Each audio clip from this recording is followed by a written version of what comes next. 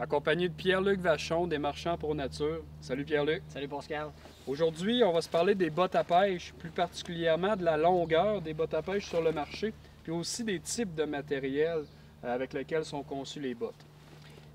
Tout d'abord, tu as des cuissardes pour la pêche. Les cuissardes sont un petit peu moins longues, ils t'arrivent jusqu'aux cuisses. Tu as des modèles qui sont courts, puis tu as des modèles qui se rendent jusqu'au chest, qu'on appelle.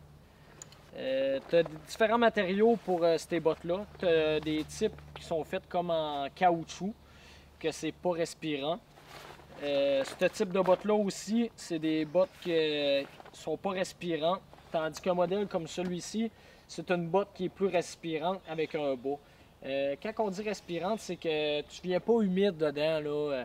Puis si vous traversez une rivière, vous avez moins un tirant d'eau sur une botte comme ça que sur une botte comme ça. Vous sentez moins la pression de l'eau, fait que ça coupe moins, comme on pourrait dire, la circulation du sang. Si vous allez dans l'eau froide, je vous recommanderais de prendre un modèle comme ça. Si vous pêchez quelques fois dans l'été, une petite cuissarde comme ça, puis un modèle comme ça va être suffisant pour faire votre pêche. Ou si vous installez un queue, par exemple.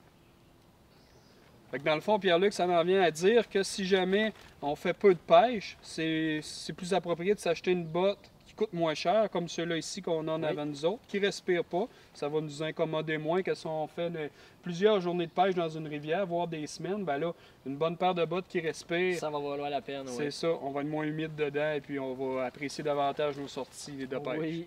Parfait, Pierre-Luc, merci des renseignements.